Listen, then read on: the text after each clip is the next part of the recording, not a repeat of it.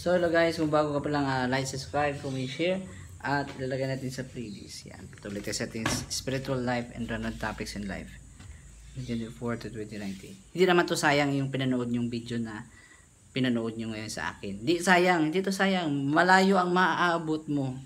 Maniwala ka lang sa akin. I based through experience. I've been there, done that. Hindi namatay sa namatay tayo, namatay na nabuhay. Hindi naman ganun. Bali, makikita mo na, ma-imagine mo na sa sarili mo, makagawa ka na ng pelikula sa buhay mo. Sa araw-araw mong desisyon, sa araw-araw mong gagawin mo, makikita mo na. Kung nag-aalala ka ko araw-araw at nagsisigarilyo, ma-imagine mo na anong mga sakit na darating sa iyo kung mali-mali ang mga kinakain mo. Bali, magawa ka ng teleserye ba, di ba? Kung mahilig ka sa mga Netflix or movie series o mga teleserye, makagawa ka na ng sarili mo. Anong sabi ng doktor? Ikaw mismo researcher sa sarili mo. What if, paano mahanap yung the right one para sa'yo? Mahirap yun hanapin. Naku, may iba gwapo. Wala kasi, sila, weak sila sa love life eh. Love life, parang, sa mga love story eh. Maraming bagsak dyan. Maraming failure. Yung about sa business at hanap buhay. Marami na nabagsak about financially. Yun. Then about sa mga family life. Iba yung relationship at saka family life. Yung family life, paano mag-manage ng family, magturo ng bata, magpalaki. Marami din nabagsak dyan. Ang buhay kasi parang exam. Yung parang exam mo sa elementary, high school, at college. So, ang kailangan lang talaga dito, be prepared every day and take an advanced lesson every day. So, para kung always ready ka, para ka tayong Boy Scout, dapat laging handa. Di ba? Handa ba? Alerto. Ganun tayo, di ba? Advance. Wag mo nang hintayin na magla-love life tayo, then wala tayong business. Hindi mo naaral paano magturo ng bata o yung training kanina na libro, paano magnegosyo, maghanap buhay. Then kung nagpapasok ka na sa family relationship, pinabayaan mong kalusugan mo, kinakain mo. Kagabi nagbawa kami ng soya milk, so tofu or soya yung taho, yun, tofu milk, yun, gumawa kagabi na bitira pa eh. Yun lang din na, alam mo, soya sa mga Japanese, yun ang mga secret nila. May mga, maganda yan sa hormone. Basta kunti lang, may mga prescribed by doctors, mga ilang amount, ilang grams, ilang intake, supplement siya para maging normal ang function ng body. Based sa mga doktor, based sa mga correct references. Hindi tayo nagse-self-diagnose sa sarili ko na magaling ako, doktor ako. Wala, pumunta ako sa mga expert. Pumasa ako ng mga libro sa mga relationship. Ganun pala ang love life, no? Ganito pala magbantay ng bata. Ganito pala ang pera. Ganito pala ang kalusugan. Ang hirap. Ako, kung focus lang, trabaho, school lang, then mali ang kinakain mo for the sake of busy ka lang. Ay, yung pagkapangalan mo, yung pagka-doktor mo, PH mo, PhD mo, pagka-doctorate mo, or pagka-masteral mo, pag namatay ka sa sakit, wala na, ending na yan. Yan sabi ng doktor, prevention is better than a cure. Hindi talaga mawala yan kasi muntik na rin ako namatay noon eh. Din sa may dumaan na motor, nagbacking siya. Yun lang din na, alam mo, madali lang sinasabi, dali lang sabihin yung mga sinasabi ko. Pag ikaw mismo gagawa noon, kahit gaano ka kagaling sa school, kahit gaano ka kagaling sa work mo, kahit gaano karaming pera mo, kahit gaano kasikat yung pamilya niyo, pag magmamatay ka, para nila Dolphy, pag mapabayaan mo ang kalusugan mo, mawawala lahat yan, para ni Steve Jobs. Sino pa mga artista na sikat? Si Mike Enriquez, yung masikat na broadcaster, mayaman na yun, pero nagagawa bang pera? Diba? Kailangan nagkaalaman. Muna yun lang na, kailangan talagang balanse lahat ng bagay. Kasi masyado ka lang busy, too much work to earn the money. Yung perang yung naghirapan mo, kulang lang yan sa sakit at sa kamatayan. Okay lang kung diretso na matay, kung na-hospital pa, dami pa mga sakit. Wala lang na ako, gusto natin na maging sigurista. Sure ba? Hindi tayo sa takot. Diba? Kailangan natin na marami tayong aspect ba? Kung sa earth pa na north, east, west, south, up, down, ganun ba? Lahat ng ganito alam mo about sa religion, yan, tatanungin ako, Alam din ako sa religion, about sa health, tatanungin sa love life, kung tatanungin about sa YouTube, sa internet, sa latest recent, sa ano pa, sa financial, alam ko yung mga ganun. Pero wala akong anak-asawa. Kaya hindi mo masasabayan kasi pag may anak-asawa ka, may panahon ka na ba mag-study? Oo, di ba? May panahon ka bang makag-aral, makabili ng libro? May manay, papa, no. Oh. So, na-confuse ako, natakot ako kasi maraming naghihiwalayan, maraming nagkakasakit, maraming walang negosyo, walang pera, hindi alam anong gagawin sa buhay, confused. Pero ang most common source nila is hindi sila guide, nagbabasa sa Bible. Bible talagang inuna ko lahat ng bagay. Then nagdadasal ako ni God Yahweh at sa kanila Yeshua. Siyempre, sa Misaya dati na 50-50 pa ako, nagtatanong pa ako, totoo ba to? Ang Bible? Minsan umabot ako sa ganun, pero hindi ako nagpapadala sa confusion ko. I make the right way na piliin ang tamang gagawin. O, hindi dapat kahit sinong lalaki, sinong babae, magtikim muna ng mga sexuality doon, mag-fornication, bawal din ng adultery kung may asawa ka na, maghanap ka ng ibang lalaki, babae, lalaki, maliban sa asawa mo. Kasi ang asawa mo, parang represent yan ni God Yahweh talaga, na iisa lang iibigin mo hanggang buhay, hanggang sa kamatayan. Yun lang din na huwag mo papatayan ang asawa mo. Love it as till death to us part.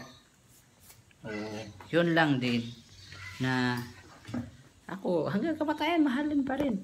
Yun lang din na bihira. Yun ang mga hinahanap ngayon. Gutom sa pagmamahal, kulang sa atensyon, walang pera, walang love life. Yun ang most common ngayon. Titignan mo ngayon. Maraming takot ngayon na mag-asawa. Ay, ito gito. Marami ang hindi nakaasawa ng maaga ngayon. Maraming walang pera, walang trabaho. May iba, marami naging addict, maraming may sakit. Sa ngayong mga sitwasyon ngayon, parang ang love life, parang takot na mag-asawa ngayon. Siguro matatapang na yung mag-asawa talaga ng maaga. Pero kung ganito din, magigira-gira, kung ganito sa China, mahirapan ka na mag-alaga ng bata ngayon. Kung ganito kagulo ang sitwasyon ngayon. Ang Ukraine nga nahirapan nga Kung hindi na rin tutulong ang US, ewan ko lang kung ma-survive ba sila doon. Yun lang din na hindi mo masasabi. Pero dito sa China, aggressive talaga sila. Suicide lang ang ginagawa nila. Kahit umasa pa sila sa Russia, wala din kasi may gulo din si Russia sa Ukraine May kalaban din Europe. Hindi mapupokus sa Asia si Russia. Kasi alam mo naman, konti namang resources ni Russia. Din si China lang, marami siyang kalaban. Ganito ang buhay ngayon, di ba? Sinasabi lang natin ang katotohanan, di ba? Walang katotohanan, hindi ganun. Walang kinikilingan, walang pinoprotektahan. Serbisyong totoo lamang. Ganon tayo, hindi tayo na flowering words, ang perfect, ang lahat ng bagay. Walang ganun. We must face the reality. We must face the truth na ang buhay is life is what you make it. What you make it is, ang buhay mo, yun ang ginawa mo. Yung ginawa mo, yun din ang buhay mo. Kung kahit anong sipag mo dyan, kahit anong effort mo sa katawan mo, kung mali ang decision natin at plano, wala lang lahat yan. Mawawalang landas lang yung action natin.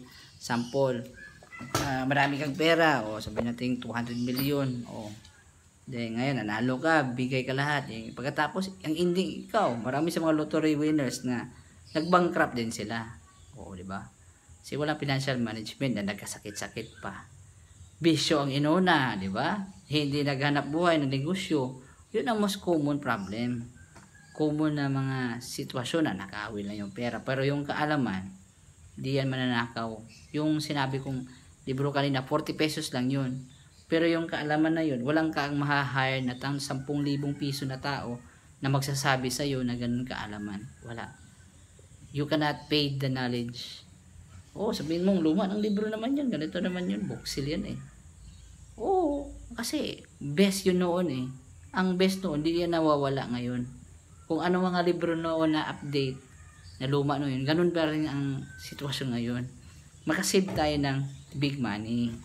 Diba? Maka-business. Sino bang gusto nun? Hindi gusto nun, diba? Gusto lahat yun. Na mahalin sila, may pera sila, makakain sila ng maayos at maayos yung kalusugan nila. Yun ang mga hinahanap lahat. Pero bihira na yun. Yun lang din na kung ikaw mismo nag-iisa sa buhay mo. Yun ang pinakamahirap kung ikaw na lang. Kung ang anak mo hindi mo naturuan. Kung hindi ka nag-invest ngayon, yung mga ginagawa natin lahat ngayon, investment yan or parang tanim na mangga. Ngayon, nagtatanim tayo ng love life ngayon, nagtatanim ng kalusugan para pagdating ng paano, mumunga ng bunga yun, mga kita o profits. O kailangan mo, bago ka magbuo muna ng business at capital, parang business din ng family at work kailangan mo ng lupa, kailangan mo ng tao, sino magagalaw dyan, at saka mga kapital, materials. Ganun din ang pamilya at negosyo. Sa magbabae ka, hanap ka ng matinong babae na mag-e-effort sa iyo. Kailangan mo ng bahay, lupa, saan kayo titira, pagkatapos yung mga kapital, bahay, iba yung lupa, kailangan mo ng bahay, kailangan mo ng CR, mga furniture, TV, lahat, kapital yan. Pag-alaga ng bata, kailangan, may iba, mag-helper pa. Hirap ang trabaho sa babae, mag-alaga ng bata, napakahirap. Nadaanan ko yan mga ganun ng sitwasyon Yun lang din ako na pag may babae na iibig sa akin, naaawa talaga ako pag didiretsuin natin yung isang bagay na hindi natin na plano. Mahirap talaga yan. Isang gira yan di yan, ang China nga tagal-tagal na ganda 20 years Di ba nga, makadiretso nga Isipin mo na lang. Kung gano'n ang sitwasyon din, magkagulo-gulo pa ngayong mga panahon, yun lang din na hindi talaga biro ang mag-asawa. Hindi biro ang magkapamilya. Yun lang din na kung ako sa'yo, kung ilang taon ka pa makagraduate, 24 years sa college, ilang taon ka nagsimula ng school, masasabay mo yan. Pero ang problema kasi sa mga kabataan, walang ipon. Wala namang diretso ng pera ganun ang pera agad, labas agad, diba? Automatic lahat, lalabas. Hindi naman ganun kadali lahat yan. Isa-isahin yan. Step by step. O ngayong buwan, ito yung bibilin kong project. Ito, nakita ko nga magjowa doon nagtrabaho nga. Nakita ko sa Robinson, nabili ako ng libro. Nakaupo yung magjowa, nag-holding hands. Nag-usap-usap sila. Dinala nilang electric fan. Sabi ko, itong tama. Daan-daan sila nag-build. Pero ang problema kung may bata sila at saan ba sila kukuha? Spiritual ba? Yun lang din. Di mo masasabi. Ang lalaki, matino ba ito? Ako matino ako kung mag-promise talaga ako. Kung iba ako sa ibang lalaki, kung mag-promise talaga ako, tatayuan ko yan hanggang sa dulo ng walang hanggan. Oo, kung hanggang makaya ko, survive ko. Pero hindi din ako ganoon, sigurista din ako. Pero kung mag-decision talaga ko na isang bagay, isi-stand ko talaga yan. Gagawin ko talaga yung mga sinasabi ko. Hindi lang talaga madalian. Ibang lalaki, sige, hindi na ako maghintay. Baka mawala tong jowa ko. Baka makahanap na ng mayaman. Kami na lang. Ngayon, pagkatapos na nagtuluyan kayo, yun na nakita ko rin, naisip ko kanina sa kasama ni Buhit na trabahante, yung caretaker lang. Nagtulong-tulong lang siya doon sa shop. Libre din. Mayroon siyang 5 anak. Namatay yung asawa niya sa sakit.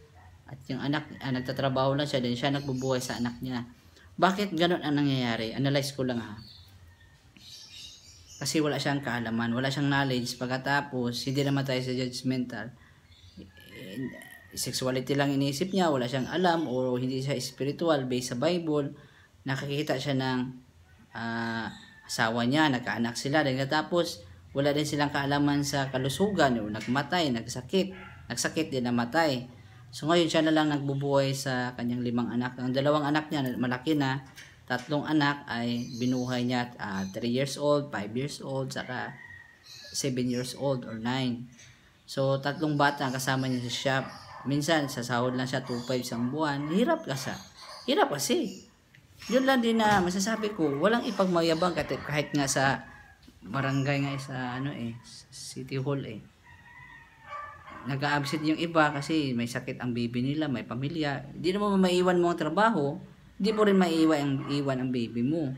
Mahalaga yung dalawa na yan, pero mas mahalaga din na ang anak mo, ang buhay niya. Pero expect ka na ang bata talaga, magkakasakit talaga yan. Diba? Real true facts lang tayo ba?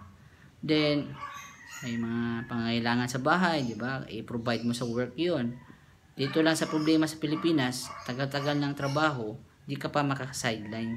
Then at haba-haba din ang kunti lang sahod. Masyadong mataas ang standard. Yun lang din ang bilihin, bahala na, kanya-kanya lang, mahal. Yun lang din, di na ma-afford mismo, makakain lang. Yun na, no? Lalo na kung mali ang decision mo.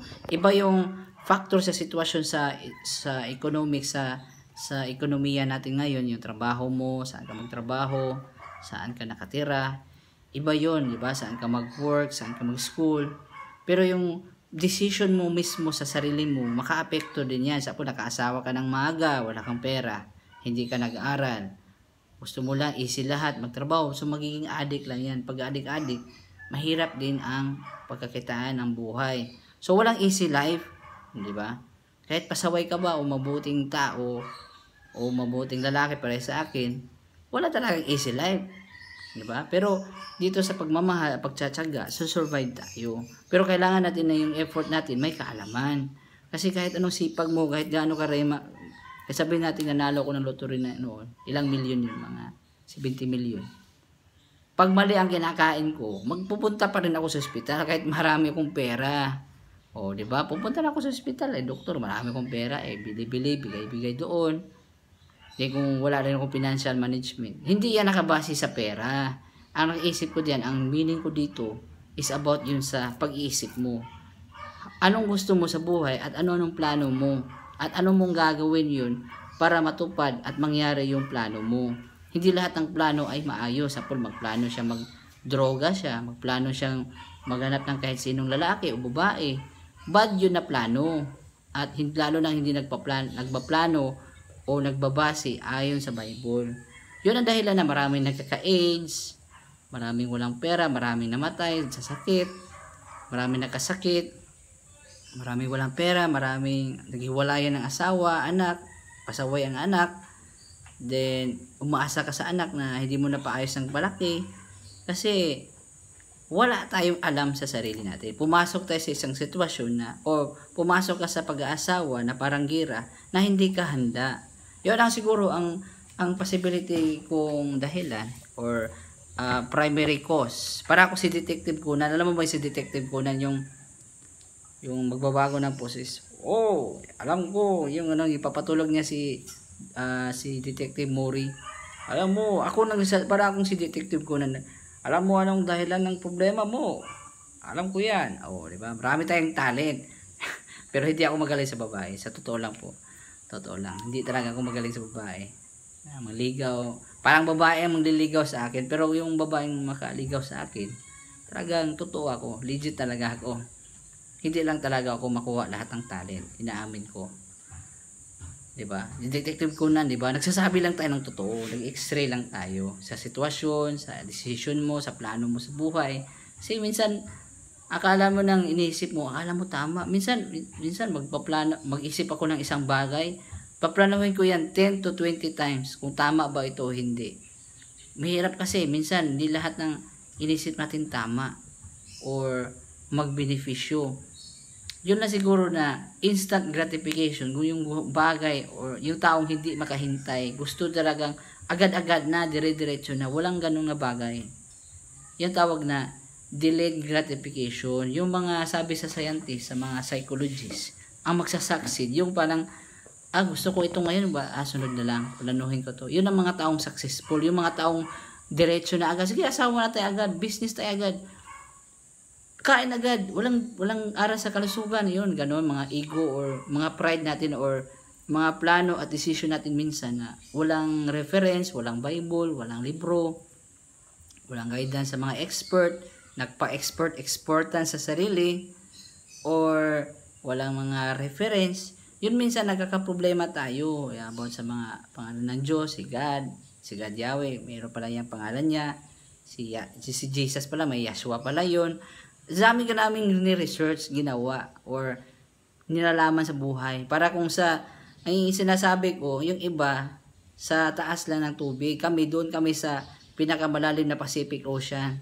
Pinakamalalim na tubig na in-explore natin. Kung saan nalunod si Titanic, ganun ang kalalim yung dive natin na pag-explore sa buhay. Oo, ganun ka hirap.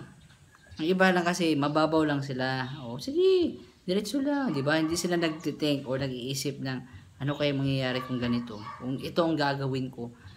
Para makaintindi ako, dinadahan-dahan ko kune-question na sarili ko ng utak ko na parang Google. Then gumawa ako ng YouTube sa isip ko. Pelikula. Hindi pa nangyari na yan sa isip ko. Parang yung si Thanos na yung Philosopher's Stone, yung Celestial Stone. Nagawa na ko ng mga Marvels, yung mga special effects sa utak ko. Mga pelikula. Na-imagine ko na yan, nakikita ko na yan.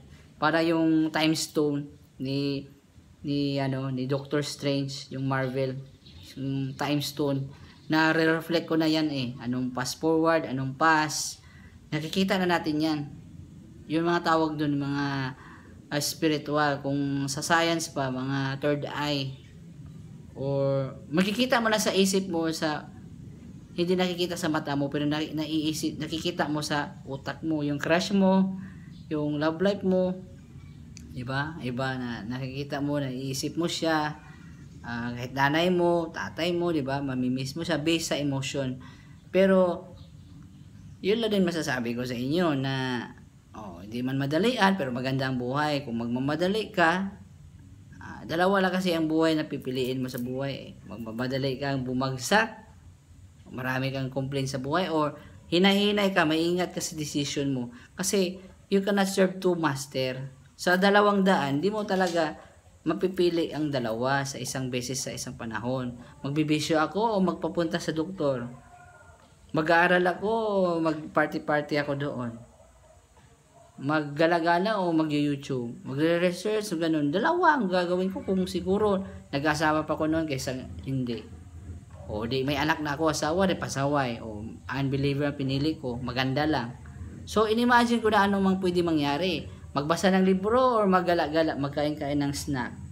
O pinili ko ang mga desisyon, hindi ko minamadali ang lahat. Bakit ako matalino ngayon? Kasi nag-aral kaysa nagbarkadahan. Nagdodroga or nagpakabait ayon sa Bible. We have choices. Mamili lang tayo kung ano mga choice na ating gagawin. Mga decision mo, pipiliin mo sa buhay na gagawin. Kasi minsan, magme-milkshake ako o mag-fruit shake. Walang sugar o walang sugar. Mamili tayo. Kahit ang Bible. Wala na, ayaw ko. Di ako mag-decision. Hindi ako magagalaw. Hindi na ako nagsisermo na nagagalit. Mag-asawa na ako ngayon. Kaya ko na yun, nakagraduate na ako. Wala ka pong planong negosyo. Magplano magnegosyo, hindi. Magala-gala o magla-love life. Doon ka, mamili ka. Mag-asawa ko ngayon o susunod na. O kung ngayon ka mag-asawa, di pa ba kilala kung sino yon, anong plano niya. Kung mag-asawa ko sa future, may chance ka na mapili mo ang tamang tao. Nagustuhin ka at tama yung ginagawa mo. Para magustuhan ka sa iba, dapat tama ang isip mo at gagawin. Para ma-attract yung mga taong gusto sa iyo. Para magustuhan ka ng iba, gustuhin mo muna ang sarili mo. Tama yung gagawin mo para ma-attract din sila sa iyo. Na unique ka at valuable na pagkatao. Hindi tayo common. Kung mayroon akong nakontrata na babae, o ikaw na lalaki, o kahit sino, stick ka, loyal ka na sa taong may kontrata sa iyo. Yan iba na tawag na marriage contract. Kontrata sa marriage ba?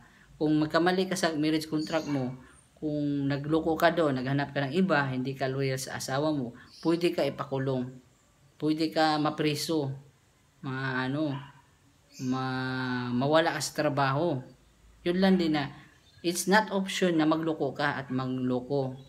Magawa-gawa ka ng mga secret affairs. Kung may asawa ka na, be loyal as pareha sa pinagdasal mo, pinagpray mo na si God Yahweh. Hindi ka na magsimba ng ibang babae o magsimba ng ibang Diyos-Diyosan o maghanap ng ibang lalaki, babae maliban sa asawa mo.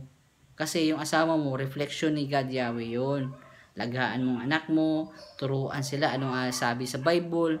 Hindi yung sarili lang ang iniisip mo, bisyo ko. Kailan ako makadaya doon? Kailan ako magsugal doon? Kailan ba ako magmanok doon? Kailan ba ako magdroga doon? Kailan ba ako makahanap ng mga barkada ko? Pag mali ang gagawin natin talaga, mali din talaga ang ending. Kung hindi mo yan mamamagic na ma-reverse mo, swerte lang kung ma-reverse mo. Kung hindi, ikaw madala. Yun lang din, gira yan. Yun lang din na hindi biro ang mag-asawa. May libro ko dyan, mag-asawa di biro. Na kung ang kalusugan, di din biro yan. Yung pera, negosyo, hindi din biro yan. So yun lang din ang problema sa Pilipinas kasi ang tanda-tanda natin makagraduate, parang walang alam, walang negosyo, wala, magkakasakit pa, hindi pa alam maghahanap ng the right one, ang love life mo. Yun lang din na if you fail to plan, hindi na may excuse na sa school. May marami lang yumaman ba sa school? Wala. Kasakit din. Kung mapabayaan mo yung mga problema na yan, di patay pa rin ang ending. PhD lang, naidugtong lang sa pangalan mo, hirap-hirap. Parang nagtatrabaho ka, hindi mo ma-enjoy ang buhay mo. We are always sacrificing na hindi mo naman ma-enjoy. Grabing aral mo, grabing trabaho mo, pag-ending, namatay ka lang pala sa sakit. Sisihin mo pa si God Yahweh, bakit pa ako nagkasakit? Di ko alam kung bakit. Minsan, tanungin din natin sarili mo, magtatanong si God Yahweh sa atin, ano bang ginagawa mo? Nagbabarkada doon, nagdroga, nagparty people doon. Mali, yan sabi ni God Yahweh, kung mali ang kasama mo, makukurap ka rin. Kung mabuting tao tayo, sasama ka sa masamang tao, maging masama ka rin, kukurap din ang buhay mo. Ganon ka virus yan.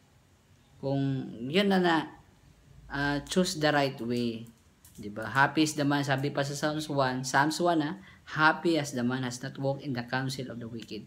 Yung naalala ko ng mama ko, mga message ba? Yun, so okay?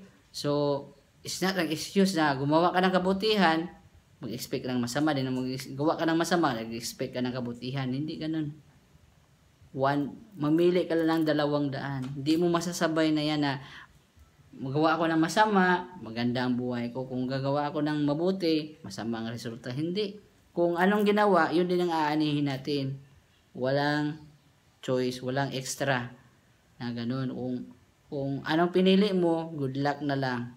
Kung hindi mo magawa ang dapat mo gagawin, failure yan. Okay? Hindi kasiguruhan lahat ng school work na yan. It's just a basic. Pero kung hindi mo gagawin ang essential, wala lang lahat yan. So, like, subscribe, comment, share. Love you, peace. Love you all. So, sana may natutunan kayo sa lesson nito.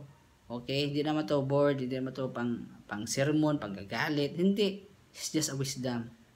Wisdom na magaguide sa buhay mo, gaganda ang buhay mo. Maniwala ka man o hindi sa akin. Basta gagawin mo lang sinasabi ko at isipin mo lang. Magpasalamat ka rin pagdating ng panahon. Pasalamat ako ni God Yahweh na ginamit to si Bro Jeremiah o Jeremiah Magsayo na mag-share din sa buhay ko. Yun ang gusto kong marinig someday, coming times, any year, any time, or any situation. Basta maniwala ka lang sinasabi ko. Walang mawawala sa iyo. Promise. Okay, thank you po.